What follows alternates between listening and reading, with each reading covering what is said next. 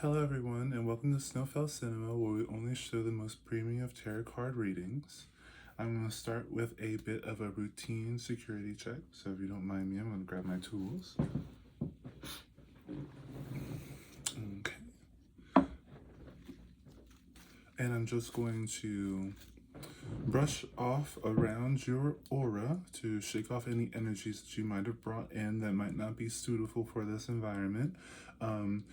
Snowfell Cinema is a temple of Aphrodite, so we will be talking about love in all our readings. Now, this can be romantic love, friendship love, or familial love. So if you're not interested in this is not the channel for you, okay? So with that being said, are you okay with me doing a little bit of a cleanup? Not only will I be erasing anything that would be stressful, pressuring, or confusing from your aura, but also will be imbuing a little bit of love, which is truth, beauty, and freedom, okay? So if you're not interested in obtaining these energies, this is not the video for you, this is not the channel for you, okay? All right. With that being said, I'm going to start by brushing around your face, especially those ears, that third eye, and around the mouth, okay? Very good. I'm going to polish that up down the face, those ears, third eye, and your mouth. Okay? If you could lift your chin up for me, I'm just going to do a little bit under the neck and the shoulders. I'm going to polish that up around the neck and shoulders. Alright, you can lower your chin, and if you don't mind just doing a little spin for me, I'm going to brush off the back of you. Around the crown area, behind the ears, and then the back of your neck. Polish that up. Behind the ears, that neck, and then I'm going to brush the spine, push down the spine, and polish up the spine. And if you don't mind sitting up for me if you're not already. I'm not here to judge posture or anything like that. And very good. If you can spin back around for me, I'm just going to brush off your heart. Very, very important aspect here in this domain. And in the stomach. So if you don't mind activating those abs, I'm going to brush off all that energy there. All right. I'm going to polish that up, especially around the heart and the stomach. Okay, how do you feel? A little warm? Good, that's a good sign. All right, you're looking really, really good. I can't see anything else that I would want to check or rectify. Yeah, looking very good. Let me know if you need a little bit more of a brushing. Isn't that so pretty? Isn't that just delightful? Isn't that just so much serotonin? Just so much serotonin right there. Lovely, lovely, lovely. All right. So, I'm just gonna, got a little warm too doing that little security check for you. But I think it's all worth it. I'm going to offer you some refreshments, of course. We have our classic bucket of popcorn here. Do a little ASMR for you. Get you nice and relaxed, again, building more of that serotonin. I have this for us to share, but you may partake in as much as you like. Don't worry, I have plenty. I can always get more. Put that there with you. Have a little bit of candy if you're looking for something a little bit more sweet than a little salty refreshment there. Ooh, I dropped a few. Delicious. Put that there. Actually,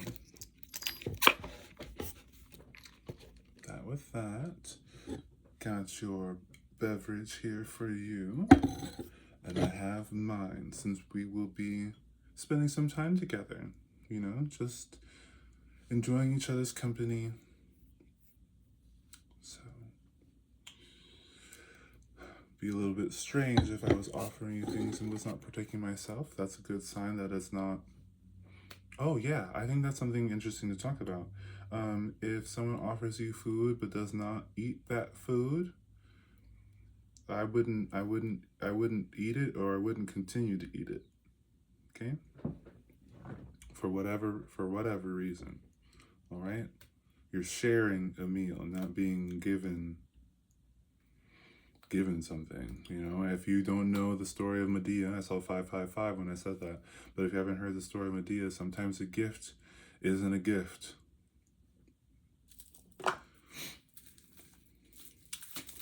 All right, I am going to start by laying out a movie script for us, and then I'll do a little bit of a movie review for you. I'm going to read it out as if it is a story, so I'm going to narrate some things for you. Unlike my other videos are a little bit. I'm trying to be a little bit more anecdotal,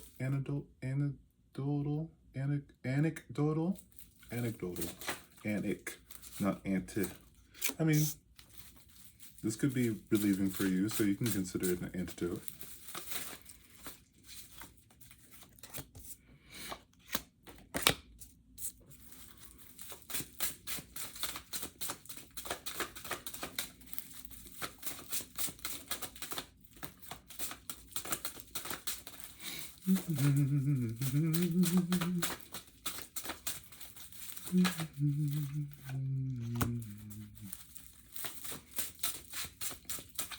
I should start playing some music for you guys. I don't know what to play that wouldn't be like copyrighted. I could play some classical music. I think would be nice. Nice and pleasant. I want it to be like a soothing, relaxing environment for you guys. Again, to promote all that all that serotonin. So the dopamine here is my facade. Facade? Is it facade as well? Does facade? I always thought of facade as like a mask. I guess it's, it's kind of like a little bit of a costume. It's a little bit like a mask or whatever, but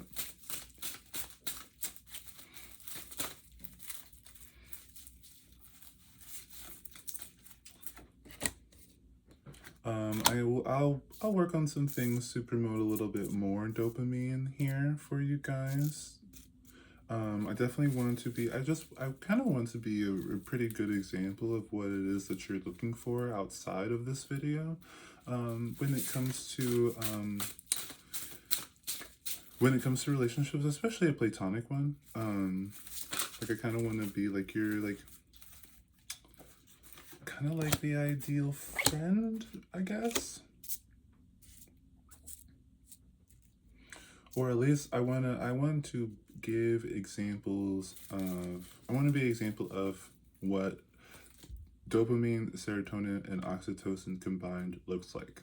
All right, so me having these conversations with you, especially sharing a little bit of my personal insight and stuff like that, but is a little bit heavier on the oxytocin, my willingness to converse with you, talk about things. Also, like my willingness to be like wrong and, not afraid to be wrong, not afraid to come back to something a little bit different, I feel like that's some key things to being oxytocin producing. Well, but with all that said, speaking of dopamine, we'll be talking a lot about that. We'll be talking a lot about all the chemicals, but well, not all of them, but the three that are most pertinent to me. We have the Ace of Wands, so this is going to be really dopamine driven. So this is going to be like high action, a little bit of danger, a little bit of mystery. Like, well, not like, mystery isn't like you don't know what's going to happen. It's a little unpredictable, maybe a little unstable, a little bit. Definitely exciting, thrilling. Okay. So there could be some sex scenes here. So if that's not your forte, then again, this is not the channel for you. All right. Because that we will be talking about that. Our main character here is going to be, this is going to be like a new couple. I love, you know what I love? I love a horror movie when it is a couple who are the main characters. I love that. I don't know why, I just love that.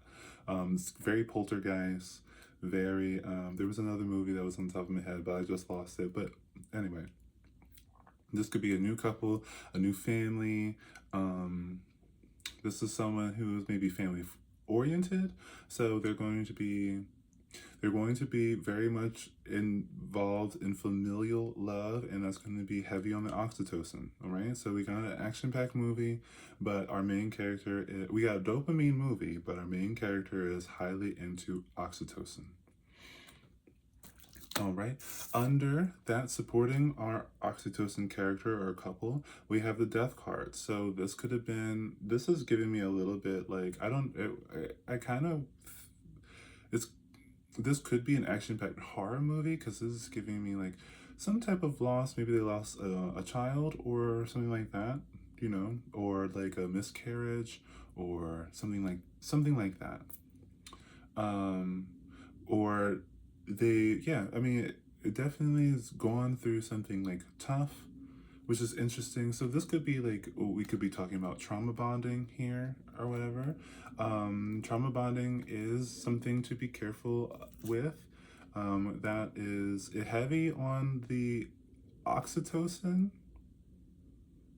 and a little bit of cortisol. So that's an interesting mix.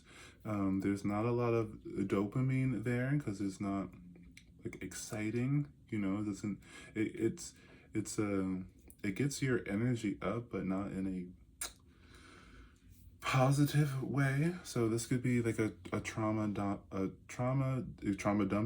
You know, trauma dumping. When people trauma dump, like to just say something that's hard about their life previously, or their stresses or whatever.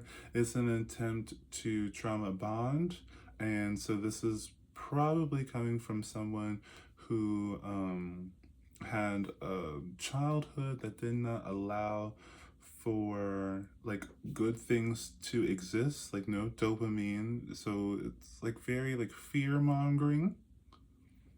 Yeah, it's very fear mongering that beautiful things are dangerous. Everyone's like a femme fatale, or like going to take advantage of you. And no serotonin, which means there's nothing good to look forward to.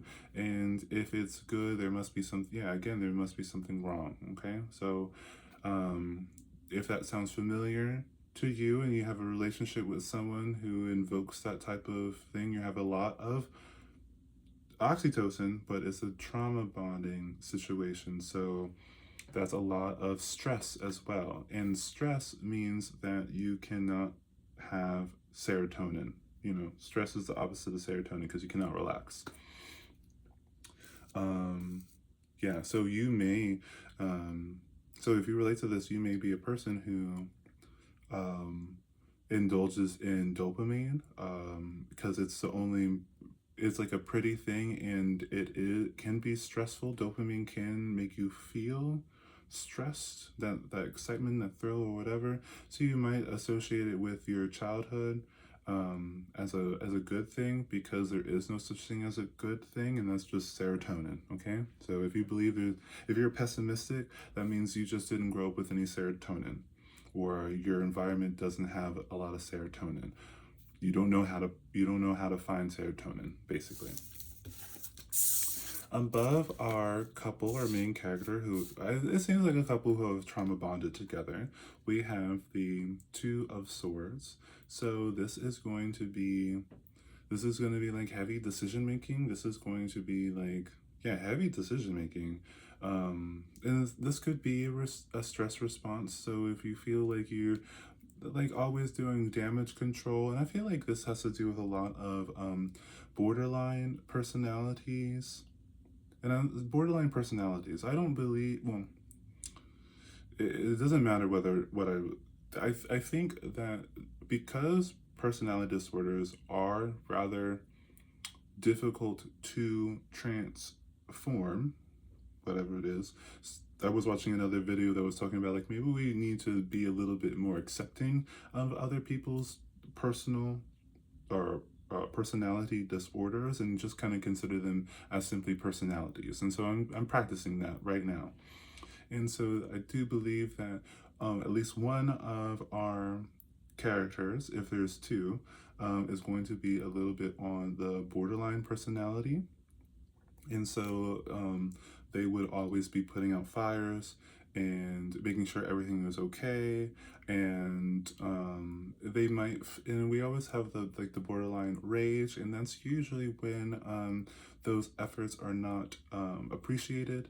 I do believe that a lot of I feel like a lot of personality disorders are reactions to things, to incompatible interactions, basically.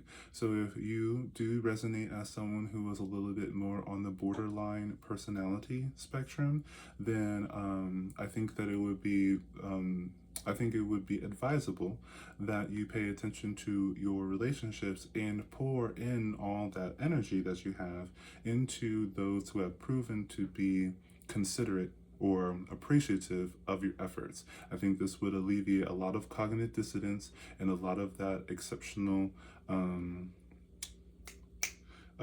outbursts. Okay. On one side, I'm going to do an up and down thing again. We have the Nine of Swords. So yeah, if you're always on the roller coaster, so yeah, I feel like I am talking to, hold on, I'm gonna grab my notes real quick. But it does seem like I am talking a lot to my borderline individuals.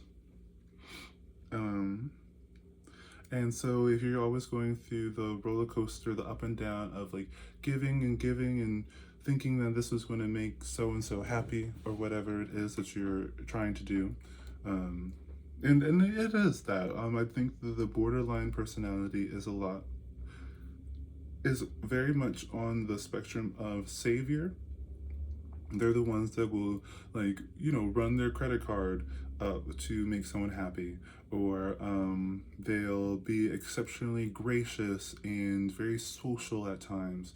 And I think that a lot of people like want to coin borderline personality as like a switch for no reason at all, and that I would have to disagree with, because I do think that it is trigger based, and it's just a little bit like their triggers are a little bit sensitive.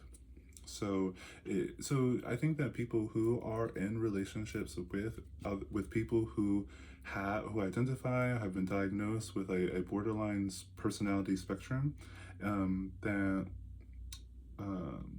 yeah, you do have to walk a little bit on eggshells. You gotta be careful, because all that effort that they put into making you happy or feel comfortable, it can be used to make themselves seen. And this has to do with the level of extroversion that they have and the level of agreeability. Their priority is agreeability, and this is why they'll break the bank for somebody. But when that person doesn't show gratitude, it doesn't allow for that agreeability to exist. So the only thing left is exceptionally high extroversion. All right, and that extroversion on its own can be exceptionally explosive. Right? So this is someone who's going, the up and down, and then the cognitive dissonance of exploding sometimes, but wanting to be nice and wanting to be helpful and all this stuff can get you in a little bit of a bout of like, I'm not a good person or whatever it is. And I'm going to argue that you are a good person. You're just giving goodness to those who do not appreciate it. And I think it's as simple as that. And above that we have, or should I do on either side? I think, yeah, I'm going to do on either side. We also have the Four of Wands, and I think, again, this combination of this up and this down, you know, this up and this down. The borderline individual. So yeah, we're really looking at one particular personality type here, and I'll go over some ways. Well, in the border, they with the Four of Wands, the borderline individual is very, very, very good at providing serotonin. All right, very, very good at providing serotonin. It is kind of like um,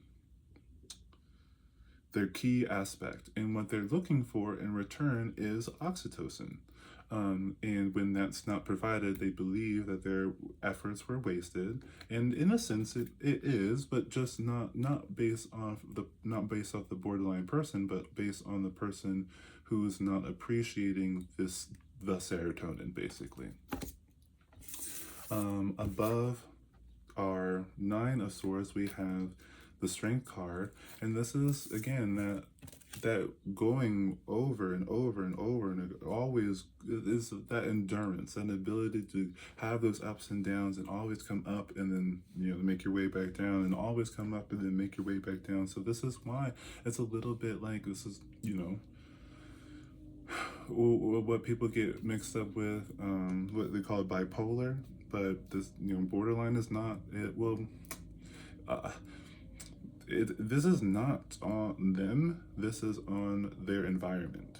All right, this is just how they respond to the environment. And I think this is why being exposed to triggers is really important, so that you can keep yourself from exploding. Like if you're a borderline person, and I'm talking directly to you, in order to avoid that, you're going to have to get used to those triggers. So you're going to have to feel like people don't appreciate you, and then you're going to have to make steps in the right direction about that. You know, like, again, directing that serotonin to someone who is going to appreciate it. And above our Four of Wands, we have the Judgment, which is, it's very much the savior type of aspect, that you believe that people deserve to be happy and, you know, the best, you know, very, very giving, very, very giving. Yeah, very, very giving. And I think this has a lot to do with, and I think this has a lot to do with the bipolar individual wants to give to those like they want to be given to. And so they're basically trying to save themselves or provide comfort for themselves. And I think that with that mindset, after you blow up, you're going to have exceptionally strong cognitive dissonance, because you know what you're doing, even though everyone seems to be confused as to what you're doing. And I'm here to tell you, I see you, right? I see what you're doing. I see it, and I see where the problem is, and the problem isn't you.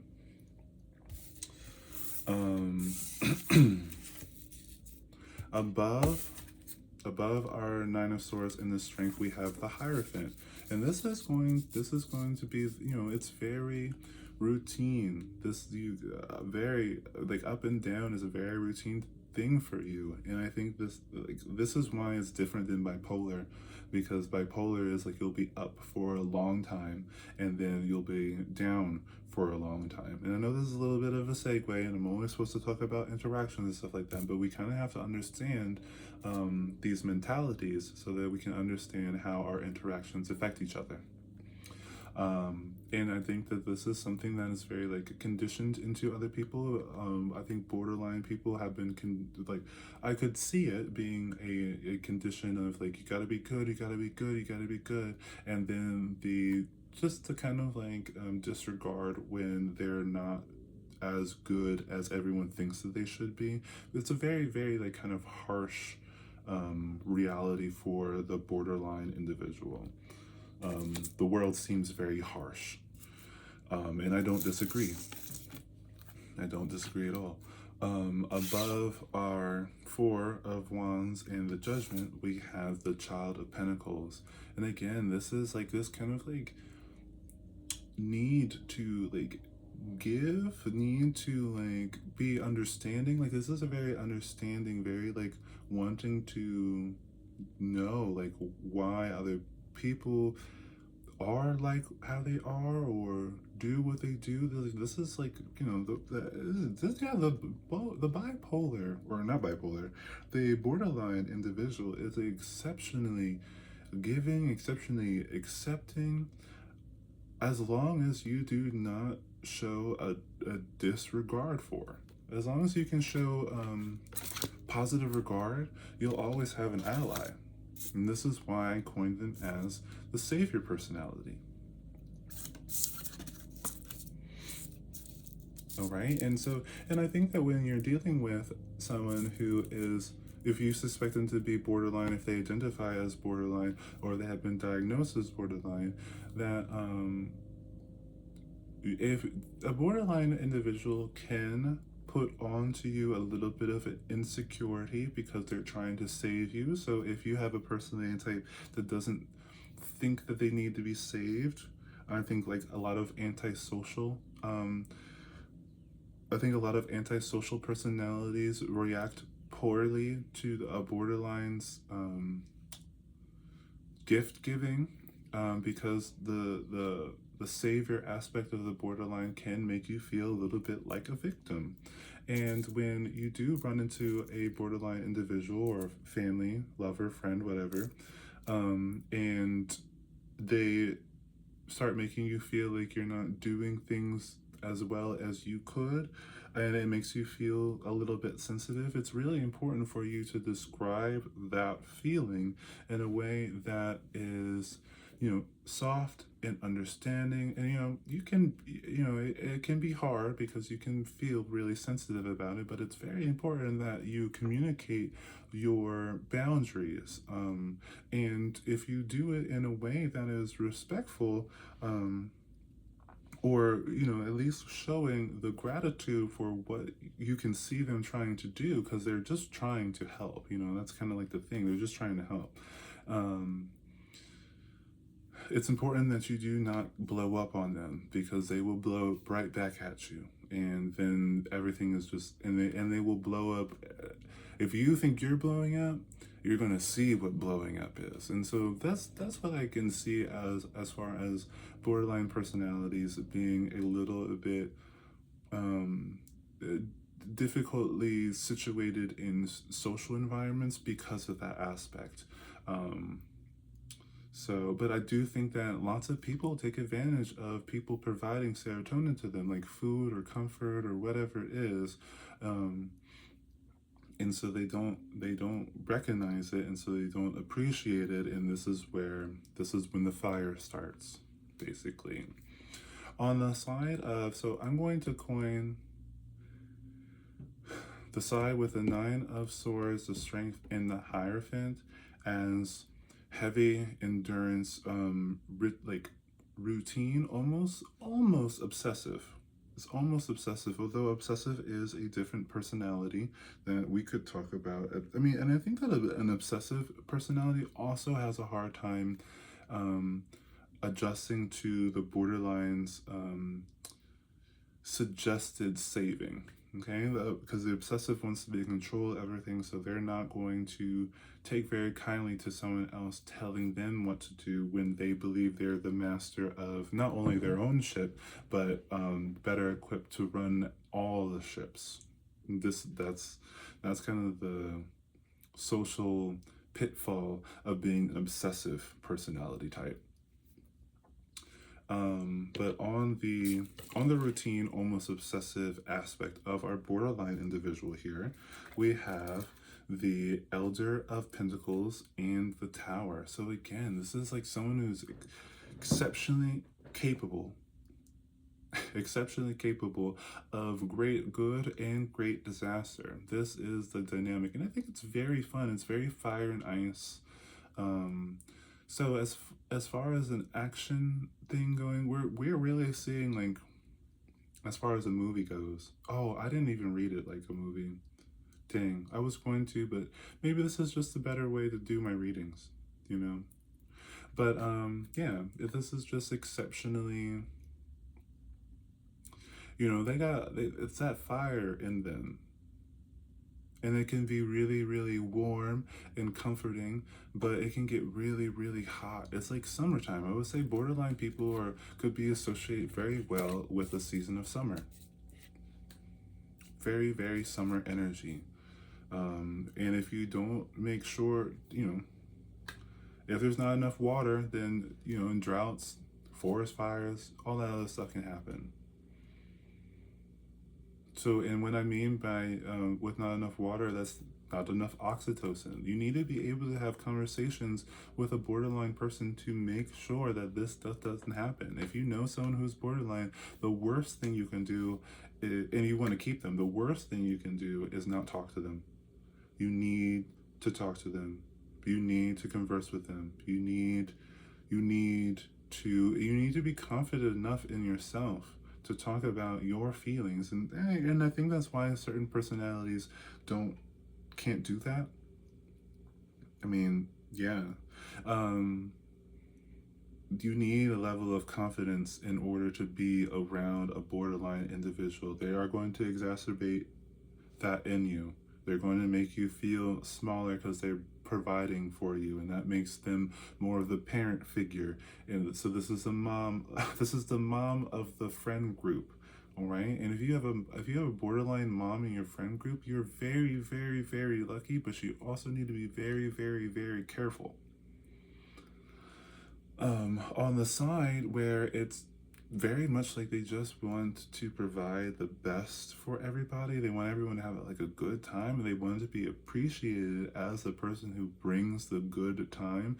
It's like kind of like when you go to a party and everyone else is bringing like napkins and plastic cups, but they're bringing, three, like they brought a dessert, and they brought the charcuterie board, and they bought like the main course. And when you don't show appreciation for that, and you don't recognize that this is the person who brought the party, then they're going to they're going to be upset, and rightfully so. They're doing all this work. And I think it's really important to recognize that some personalities are going to bring more work to a situation than others. And so if you give credit to people who aren't giving the work, the person who is getting the work is going to feel some type of way. And if you're borderline, you're going to express that in anger. And so on the side of wanting to bring the best dishes to the party, we have the Nine of Cups and I think, Seven of Wands. So yes, this is very much like they are really fighting to be appreciated. Like a lot of my tarot card readings become really redundant. Become really redundant without pulling extra cards or anything like that.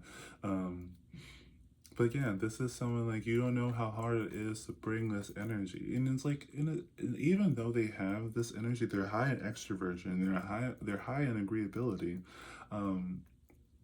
but this takes effort, like all this effort, and you cannot fight them because they still have that effort. They're just going to, instead of wanting to provide positivity, they're going to provide you with negativity. All right, it's not advisable. It's not right. Yeah, and what they're looking for is just like an emotional recognition with all these cups here. It's oxytocin, man. They just want oxytocin. And the only way to develop oxytocin is to talk to them honestly. Be authentic. The only way to produce oxytocin in someone else is to be authentic. Serotonin, dopamine are really, really easy. Oxytocin is easy, but I feel as though there is a culture in which being transparent and vulnerable is seen as weak or dangerous. And if in a situation with a interaction with a borderline individual, it's way, way, way more dangerous to be sneaky or deceptive. All right, or disregarding. You do not want to be these things. You want to be open and honest.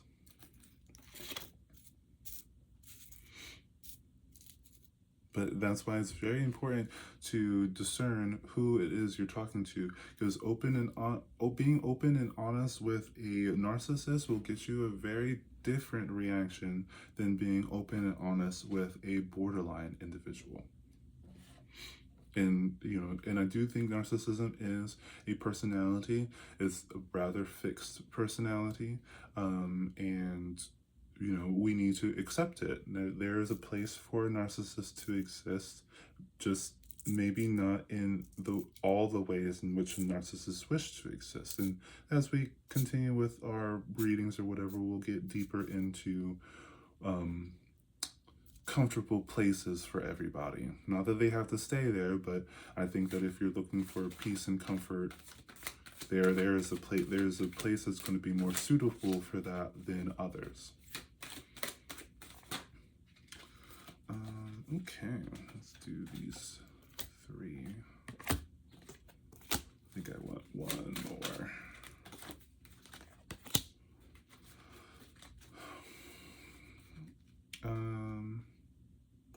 So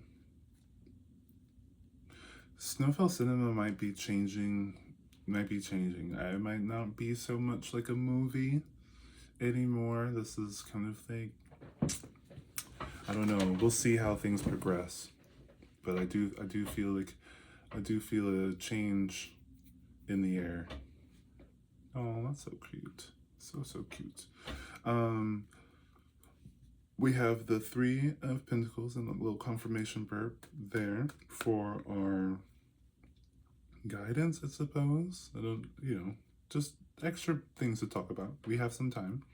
So yeah, this is basically, as we go through these videos, I'll start talking to you guys more about how to cooperate with other personalities in your everyday life, and you can apply this to work, but mostly I'm talking about your friends, family, and lovers. So yeah, if this is if like I said before about a borderline friend, that the mom of the friend group,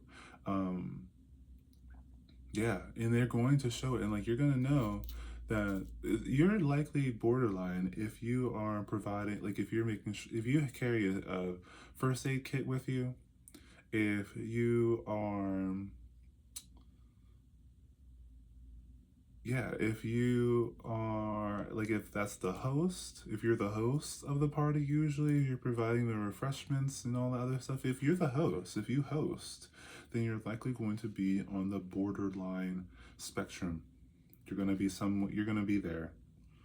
Or at least that's a borderline practice. So yeah, I'll teach you guys how to interact with more of the personalities as we go and what to look for and things like that. I'm gonna start with the Chariot. So the borderline individual is exceptionally independent. So I guess we're kind of getting into that. They're exceptionally independent. They don't need help with anything. They'll appreciate it, but they won't ask for it. They'll be really appreciated if you do it without being asked. This is kind of the key to a borderline's heart. Do things for them that you know that they would appreciate without saying anything. Just do it. Just do it. You need to be a little bit more Chariot about that in your relationships. Especially if it's a lover, if you're in love with someone who is borderline, you need and you want to keep them, then you need to provide them services without being asked about those services. Especially if it's something that's a little bit routine, like if they asked you for things before, which I'm sure takes a lot from them, but if they ask you things before, keep it up. They'll really appreciate that. They like stability, they like routine, they like stability and like routine, and when things get shaken up, they get shaken up. So you want to keep the consistency, you want to provide that service. We also have the 4 of Cups. Now this is going to be like, you're going to want to avoid being the 4 of Cups energy here. Like if you're in love with a borderline individual, or they're a family member, or whatever, and they're trying to give you something, do not act unappreciative. Do not do that. That is very, very triggering. Very, very triggering. A borderline can also feel like this if there's too many of those arguments, too many of those explosions, too many of like coldness, separation, the unwillingness to talk, things like that. They can start feeling down, depressed, and if they will try to fix it, and that's the thing about it. They will try to fix it. They're big on loyalty, and them yelling at you is a form of loyalty, right? And that's something that we need to appreciate. They're trying to fix the relationship, they're trying to save the relationship, and if you don't participate in saving the relationship, then you're showing that you do not care about the relationship. And if you do that too often, you may lose them. All right, and especially if they've been as helpful as borderline personalities are, you're going to be at a bit of a loss. And if you don't need the help or anything like that, then you shouldn't have picked a borderline individual. You just shouldn't have done it. It just wasn't it. Especially if people helping you do things upsets you in some way. If you come home and then things are organized and your first thing is like, where's this, or how am I going to find this, or whatever, you don't deserve this relationship. You deserve a different type of relationship where someone's not going to do that. All right.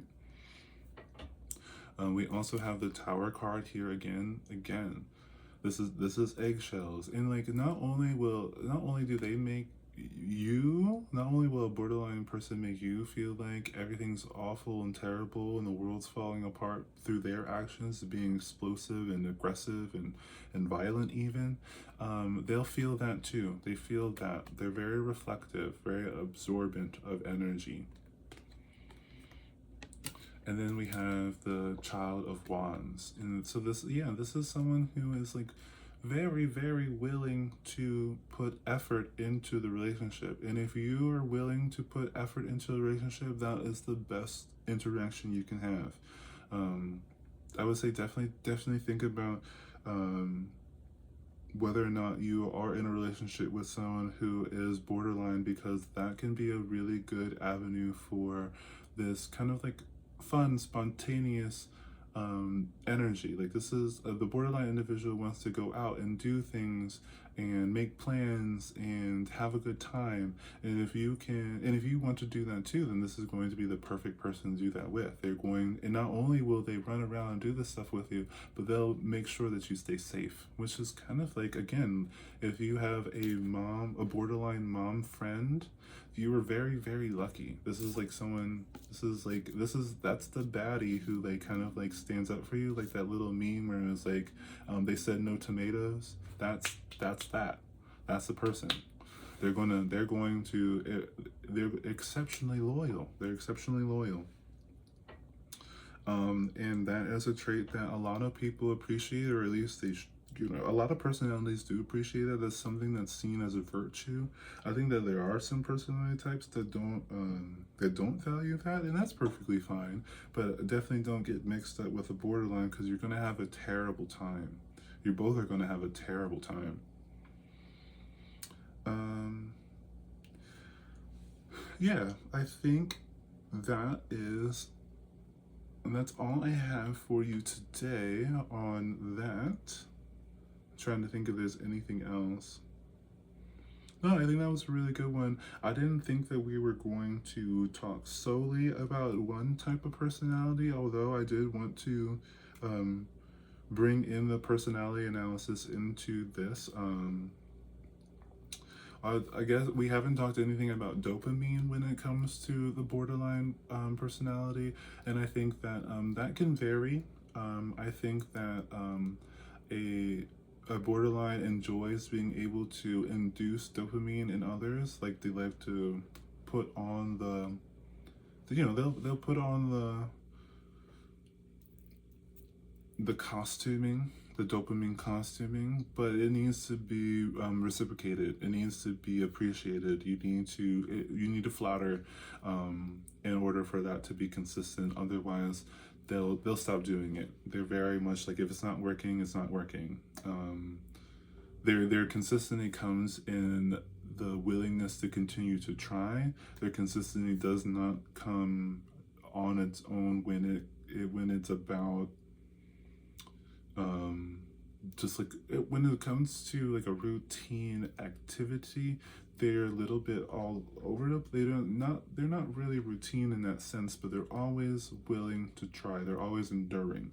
They're exceptionally loyal, but not necessarily like scheduled routinely.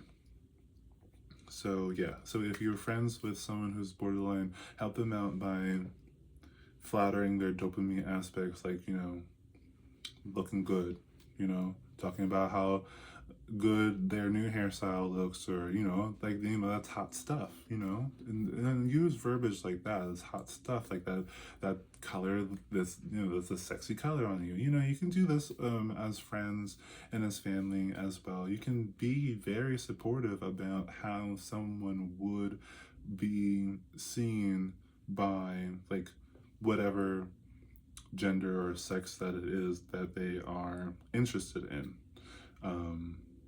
You know, if this is a borderline woman, they're going to enjoy being feminine. If this is borderline man, they're going to enjoy being masculine. So really, you know, your waist is snatched, girl, or your arms looking swole, daddy. You know, like something like that. You know, something like that, and be playful about it. Or, and I guess it really does depend on your personality type. I think that my personality type allows for me to be so forward in that and still be platonic in it, but I do think that some personalities are going to have a harder time keeping that into a platonic section. And so if you want to do that, if you're interested in do that, it does take a little bit of practice. You'll understand, you'll get the vibe. If someone doesn't like what you say, they're going to show it. So you just kind of move on, you know, just talk about something else, or just be like, well, you know, I just wanted to give you that, I just wanted to give you that compliment, and you know, I'll be on my way. You know, you don't have to apologize or anything like that, because unless you said something exceptionally vulgar and they react very, very strongly about it, then I would apologize. But if they're just kind of like a little bit taken back, you want to just be like, okay, yeah, I just wanted to give you the compliment. I got some things to do, so I'm gonna leave you to it, something like that. But yeah, I think that's it. So all my borderlines out there, it's appreciated. It's glad to have you here. I hope that you enjoyed the video. If you didn't enjoy the video, then that's completely your choice, and I completely respect it. I hope that you have a wonderful morning, day, afternoon, evening, or night. If you do not wish to have a wonderful morning, day, afternoon, evening, or night, that's totally your choice, and I completely respect it. Okay, guys, until next time.